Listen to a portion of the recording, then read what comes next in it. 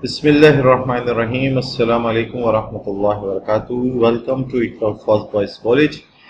Second year Computer Science C Programming Language MCQs preparation की आज हमारी वीडियो नंबर 9 है और इसमें हम गुज़िश्ता टॉपिक की तरह ही मुख्तलिफ प्रोग्राम्स और उसके आउटपुट्स को फाइंड आउट करना सीखेंगे।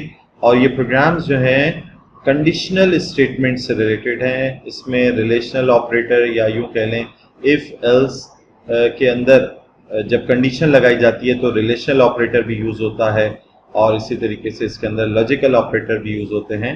तो इससे रिलेटेड प्रोग्राम्स होंगे और उनका आउटपुट हमें बताना होगा। तो आइए एमसीक्यूज़ की तरफ चलते हैं। फर्स्ट एमसीक्यूज़ में कह रहे हैं what is the output of the C program. अगर इस प्रोग्राम पे आप गौर करें तो इंटीजर ए बराबर है 9 जो है वो असाइन हो रहा है ए को। फिर इफ के अंदर 9 को कंपेयर किया जा रहा है 9 से इक्वलिटी ऑपरेटर के साथ, इक्वल कंपैरिजन ऑपरेटर के साथ, रिलेशन ऑपरेटर के साथ। तो ये कंडीशन ट्रू हो गई। ऑस्ट्रिच लिखा हुआ आ जाएगा, एल्स के बाद वाला हिस्सा नहीं चलेगा। अच्छा, यहां आप देख रहे हैं एल्स के फौरन बाद सेमीकोलन लगा हुआ है, गोया एल्स के बाद वाले हिस्से में कोई स्टेटमेंट बिलोंग नहीं करती। उसकी बज़ाहिर ऐसा लग रहा है कि ये जो एक्स लिखा हुआ है ये एल्स की बॉडी है, लेकिन एल्स के बाद जब आपने सेमीकोलन लगा दिया गोया नल स्टेटमेंट आपने उसके अंदर दी है। अब जो आगे वाला हिस्सा है वो एल्स का हिस्सा नहीं है। तो कंडीशन ट्रू होने पे ऑस्ट्रिच लिखा हुआ आया, फिर एल्स के बाद कोई स्टेटमेंट नहीं है, बॉडी नहीं है, तो एक्स भी डिस्प्ले होगा और वाइट भी एज यूजुअल डिस्प्ले हो जाएगा। तो हमारा करेक्ट आंसर इस एमसीक्यूज में ऑस्ट्रिच, एक्स, वाइट ये तीनों हमें डिस्प्ले होंगे। बहरहाल बैकस्लैशन के वाले से गुज़िश्ता वीडियो में भी मैंने आपको बताया था, जगह की तंगी की वजह से इधर नहीं डिस्प्ले उस तरह से किया गया है। अदरवाइज ऑस्ट्रिच के बाद नेक्स्ट लाइन में एक्स और नेक्स्ट लाइन में वाइट, ये प्रॉपर आंसर डिस्प्ले के एतबार से बनता है। तो option C is correct over here और ये उसकी एक्सप्लेनेशन आपके पास आ गई जो मैं आपको दे चुका हूँ। एमसीक्यूज नंबर 2 में कह रहे हैं what is the output of C program. इसमें भी देखिए ए को 9 असाइन हुआ है, बी को 5, सी को 8। अच्छा, ये जो लिखा हुआ है A is equals to B is equals to C is equals to 10 बिल्कुल वैलिड वे है। आपने इसको थ्योरी क्लासेस में जाना था कि असाइनमेंट ऑपरेटर इस तरह से यूज किया जा सकता है। ये 10 वैल्यू पहले सी को असाइन होगी, फिर सी की वैल्यू बी को असाइन होगी, फिर बी की वैल्यू ए को असाइन होगी। गोया ए बी सी शुरू में तो 9, 5 और 8 उसको असाइन किया गया है, लेकिन फौरी बाद जो है इन तीनों वेरिएबल में 10 स्टोर करा दिया गया। और वेरिएबल की वैल्यू तो रन टाइम में चेंज हो सकती है, प्रोग्राम में वक्तन फौक्तन चेंज हो सकती है। अब जब इफ के अंदर हम कंपेयर कर रहे हैं तो ए बराबर है 9, ए की वैल्यू अपडेटेड पहले 9 थी अब 10 हो चुकी है, तो 10 इजिकल्स टू 9 नो, फॉल्स हो गई कंडीशन, ऑस्ट्रिच नहीं डिस्प्ले होगा। एल्स के बाद वाला हिस्सा एक्स डिस्प्ले हो जाएगा। फिर एल्स की बॉडी मुकम्मल हो जाने के बाद रवायती एक तरतीब से प्रोग्राम आगे चलेगा और वाइट भी डिस्प्ले होगा। तो इसका जो जवाब बनता है वो एक्स और वाइट बनता है। ठीक है, option C is correct over here. Next MCQs में कह रहे हैं what is the output of C program. इस प्रोग्राम को अगर ऑब्जर्व करें तो इसमें ए 9, बी 5, सी 8। अच्छा, अब देखो इफ की कंडीशन में कह रहे हैं इफ नॉट, ब्रैकेट के अंदर a equals to 9, not logical not operator लगा हुआ है, तो a इक्वल्स टू 9, यस 9 बराबर है 9 के, ये बात ट्रू हुई। लेकिन नॉट से ओवरऑल इस एक्सप्रेशन का जवाब क्या हो गया, फॉल्स हो गया। ट्रू जो है वो फॉल्स में तब्दील हो गया, 1 जो है 0 में तब्दील हो गया। नॉट ऑपरेटर करता ही यही है, 0 को 1, 1 को 0 बनाता है, ट्रू को फॉल्स, फॉल्स को ट्रू बनाता है। तो इफ के अंदर गोया कंडीशन फॉल्स हो गई, तो इफ की बॉडी जिसके अंदर बेयर ने प्रिंट होना था ये नहीं होगा, एल्स वाला पार्ट एलिफेंट प्रिंट होगा और फिर फॉक्स वाली स्टेटमेंट जो है एज यूजुअल प्रिंट होगी। तो एलिफेंट और fox, option B is correct over here. ये आपके पास उसका एक्सप्लेनेशन भी आ गया सामने स्क्रीन पे। Now MCQs number 4, what is the priority of C logical operator. Logical operator जो है वो नॉट, एंड और हैं, और हमने थ्योरी क्लासेस में जाना था इससे पहले कि हम एमसीक्यूज दिए हुए उसके अंदर जाएं, जो ऑप्शंस दिए हुए उसमें जाएं और अपने कॉन्सेप्ट को डिस्टर्ब करें। अपने थ्योरी वाली क्लास को आप रिकॉल करें तो उसमें आपने जाना था कि नॉट जो है वो यूनरी ऑपरेटर है और सारे ऑपरेटर्स के अंदर यूनरी ऑपरेटर की प्रायोरिटी जो है वो सबसे ज्यादा होती है। फिर उसके बाद जो है वो एंड की प्रायोरिटी आती है, देन लॉजिकल और की प्रायोरिटी आती है। तो उसी कॉन्सेप्ट को ध्यान में रखते हुए अगर हम देखें दी हुई चॉइसेस में आपके पास ऑप्शन ए में कह रहे हैं not priority is greater than and and की प्रायोरिटी इज ग्रेटर देन और, ये बात बिल्कुल दुरुस्त लग रही है। बाकी में उन्होंने लिखा किस तरह से आप देख रहे हैं कि नॉट की प्रायोरिटी ग्रेटर देन एंड है और एंड और की बराबर है, ऐसा नहीं है। सी में जो है उन्होंने एंड को पहले कह दिया, ऐसा नहीं है। डी में उन्होंने एंड और की बराबर कही है और फिर इन सब की प्रायोरिटी ज्यादा है नॉट के मुकाबले में, ऐसा नहीं है। Option A is correct over here. Okay, और ये आपके पास इसकी एक्सप्लेनेशन आ गई। नाउ एमसीक्यूज नंबर 5 में कह रहे हैं what is the output of C program. इस प्रोग्राम को अगर आप ऑब्जर्व करें तो इंटीजर ए बराबर है 9 असाइन कर दिया गया ए को, बी को कोई वैल्यू असाइन नहीं की गई है, बी के इक्विवेलेंट कुछ भी नहीं कहा गया है। अलबत्ता नेक्स्ट स्टेटमेंट में आप देख रहे हैं बी इज इक्वल्स टू, अब इधर एक कंडीशनल ऑपरेटर लगाया गया है कि अगर ए बराबर है 9, ये कंडीशन है, ए बराबर अगर 9 हो रहा हो यस की सूरत में ये वाला काम करो। ये देखें ये स्टेटमेंट। अच्छा, इधर इन्होंने ये एक स्टेटमेंट, उसके बाद कॉलन नहीं लगाया, सेमीकोलन लगा के दूसरी स्टेटमेंट भी, यानी अगर ये कंडीशन ट्रू हो तो ये एक और दो एक्सप्रेशन जो हैं वो बी को असाइन हो जाए, और अगर ये कंडीशन फॉल्स हो तो कॉलन के बाद ये वाली एक्सप्रेशन बी को असाइन हो जाए। तो यहां आपको कॉन्सेप्ट दे दूं कि कंडीशनल ऑपरेटर के अंदर क्वेश्चन मार्क और कॉलन दिया हुआ होता है। कंडीशन ट्रू होने की सूरत में सिर्फ एक एक्सप्रेशन, फिर कॉलन और दूसरी एक्सप्रेशन। आप कंडीशन ट्रू होने पे या फॉल्स होने पे कोई दो expression at the same time नहीं असाइन कर सकते इस बी को।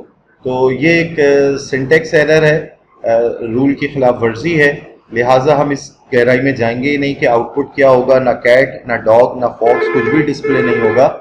ठीक है, यहाँ पर सूरत हाल जो है वो इस तरह से हो जाएगी कि compile error is the correct answer कहलाएगा।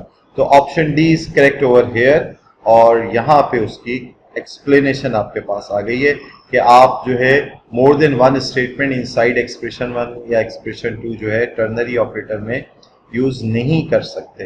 तो जो करेक्ट सिंटेक्स है वो है कंडीशन एक लिखो, क्वेश्चन मार्क, एक्सप्रेशन 1 एक सिर्फ आएगी, कॉलन एक्सप्रेशन 2 आएगा। अगर ऊपर उन्होंने प्रिंट एफ डॉग वाली एक स्टेटमेंट नहीं लिखी हुई होती तो फिर उस सूरत में क्या हो रहा होता, ये डॉग वाली स्टेटमेंट अगर नहीं होती तो ये कंडीशन ट्रू होने पे स्क्रीन पे कैट डिस्प्ले हो जाता, क्योंकि B is equals to printf cat. अच्छा, ये भी आप देख लें कि ये तर्ज भी इख्तियार किया जा सकता है कि एक वेरिएबल है, इंटीजर वेरिएबल है, लेकिन उसके अंदर असाइन तो कोई वैल्यू नहीं हो रही इंटीजर वैल्यू, अलबत्ता उसमें एक प्रिंट एफ की कमांड लगाई हुई है। तो दिस इज पॉसिबल, आप ये कर सकते हैं। तो कंडीशन ट्रू होने पे कैट डिस्प्ले हो जाते हैं, लेकिन क्योंकि इधर इन्होंने सिंटेक्स की गलती की थी लिहाजा ये कंपाइल एरर बना। एमसीक्यूज नंबर 6 में कह रहे हैं what is the output of C program. इस प्रोग्राम को अगर हम ऑब्जर्व करें तो 9 असाइन हो रहा है ए को, 6 असाइन हो रहा है बी को, और इफ के अंदर एंड लॉजिक के साथ दोनों जो है कंपैरिजन ऑपरेटर यूं कह ले इक्वलिटी को चेक किया जा रहा है। क्या ए बराबर 9 के है? Yes, 9 equals to 9। क्या बी बराबर है 6 के? यस, 6 इक्वल्स टू 9 है। तो एंड की लॉजिक ये कहती है आखिर में पहले रिलेशनल ऑपरेटर की प्रायोरिटी है, देन लॉजिकल एंड की है, लिहाजा दोनों कंडीशन ट्रू होने पे एंड ओवरऑल रिजल्ट ट्रू का देगा। ये कंडीशन ट्रू होने पे हॉकी डिस्प्ले हो जाएगा और एल्स वाला पार्ट डिस्प्ले नहीं होगा, लिहाजा आउटपुट में हॉकी यानी option B is correct over here. ये इसकी एक्सप्लेनेशन भी आपके पास आ गई। नाउ एमसीक्यूज नंबर 7 में कह रहे हैं what is the output of the C program. इधर ए की वैल्यू 9 है, बी की वैल्यू 6 है, और फिर इफ के अंदर या के साथ लगाए। या के अंदर आप जानते हैं कि कई फॉल्स स्टेटमेंट हो लेकिन एक भी अगर ट्रू हो तो ओवरऑल रिजल्ट ट्रू हो जाता है। तो if A not equals to 9, क्या 9 नहीं है बराबर 9 के? नहीं, 9 तो 9 के बराबर होता है, ये फॉल्स हो गई कंडीशन। लेकिन b इक्वल्स टू 6 को अगर आप ऑब्जर्व करें तो यस 6 बराबर है 6 के, ये ट्रू हुआ। तो ओवरऑल इफ के अंदर जो या के जरिए और ऑपरेटर के जरिए कनेक्ट किया गया था इन टू कंपैरिजंस को, एक ट्रू हो गया, ओवरऑल ट्रू हो गई कंडीशन। हॉकी डिस्प्ले हो जाएगा, एल्स वाला पार्ट नहीं डिस्प्ले होगा। और हॉकी के बाद जो है रूटीन का ये जो फुटबॉल वाली प्रिंटफ की स्टेटमेंट है ये भी डिस्प्ले होगी। तो हॉकी और फुटबॉल ये करेक्ट आंसर कहलाएगा। Option B is correct over here. और ये आपके पास इसकी एक्सप्लेनेशन आ गई। एमसीक्यूज नंबर 8 में आपसे कह रहे हैं choose a correct C operator priority. तो आपके पास कई आपने ऑपरेटर्स पढ़े थे, सी लैंग्वेज में 5 कैटेगरीज पढ़ी थी, जिसके अंदर आपने अरिथमेटिक पढ़ा था, असाइनमेंट पढ़ा था, लॉजिकल पढ़ा था, रिलेशनल पढ़ा था और आपने इंक्रीमेंट डिक्रीमेंट पढ़ा था। तो प्रायोरिटीज के अंदर सबसे टॉप प्रायोरिटी जो है वो आपने जानी थी कि वो यूनरी ऑपरेटर, यानी ऐसे ऑपरेटर जिनका सिंगल ऑपरेंड होता है। फिर चंद यूनरी ऑपरेटर्स के अलावा आपने ज्यादातर तो बाइनरी पढ़े थे। बाइनरी के अंदर मुख्तलिफ प्रायोरिटीज थी। तो यहाँ पर आपको ए, बी, सी और डी के अंदर बहुत सारे तरतीब दी हुई है। तो हमें इधर कौन सा बेस्ट नजर आ रहा है आप भी गौर कीजिए। जी हाँ, 8 एमसीक्यूज में एमसीक्यूज नंबर और चॉइस नंबर सी को अगर आप ऑब्जर्व करें तो नॉट इसके अंदर जो है वो यूनरी ऑपरेटर है, इसकी प्रायोरिटी हाईएस्ट है। देन उससे कम जो है वो अरिथमेटिक की स्टेरिक, स्लैश और परसेंट है। फिर उससे कम प्लस और माइनस की है।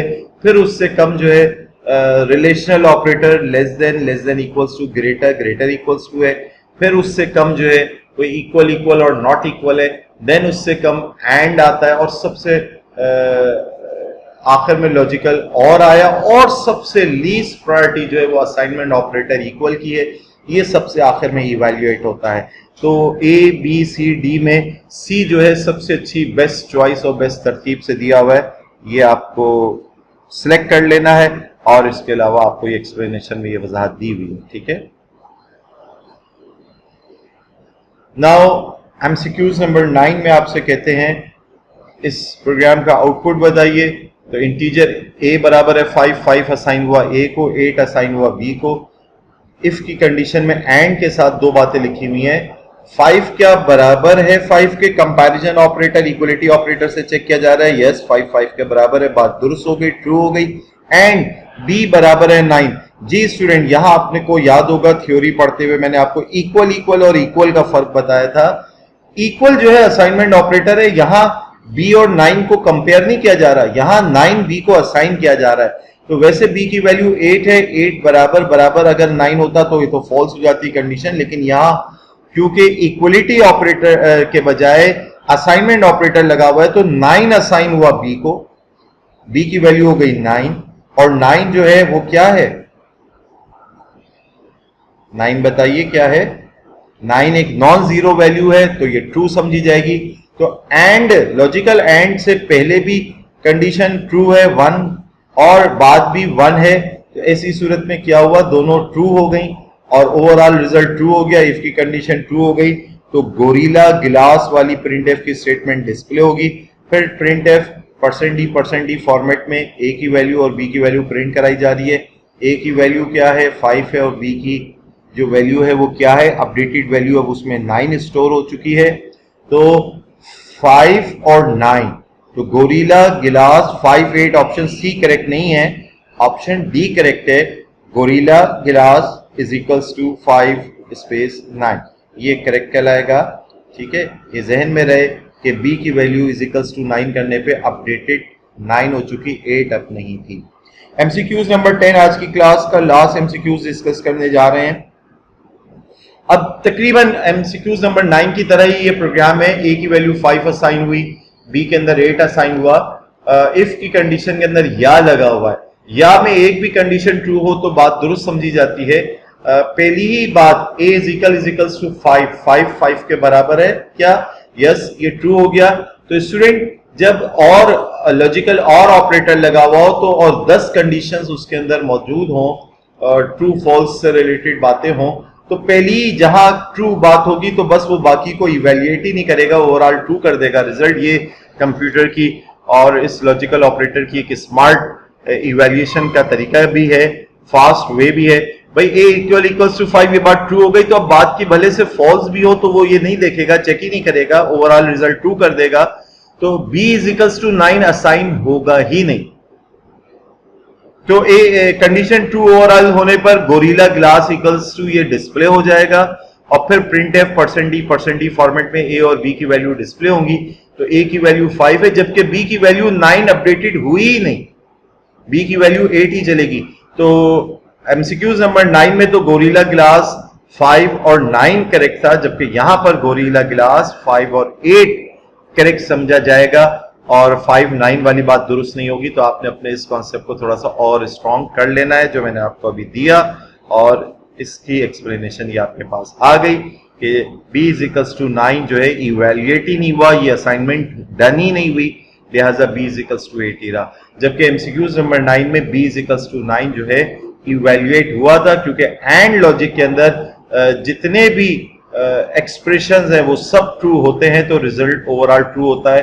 तो जब तक वो सबको इवेल्युएट नहीं कर लेता वो आगे नहीं बढ़ता। जबकि और लॉजिक में जहां फर्स्ट टाइम उसको ट्रू स्टेटमेंट मिलती है, एक्सप्रेशन मिलती है, वो वहीं पे बात स्टॉप करता है, बात आगे इवेल्युएट करता ही नहीं। तो उम्मीद है आपको ये सारे एमसीक्यू समझ में आए होंगे। इस कॉन्सेप्ट को अच्छा से अपने जहन में रखिए। नेक्स्ट वीडियो में इंशाअल्लाह ताला मुलाकात होगी। जज़ाकल्लाहु खैर, सी यू नेक्स्ट टाइम इंशाअल्लाह। अस्सलामु अलैकुम व रहमतुल्लाहि व बरकातुहू।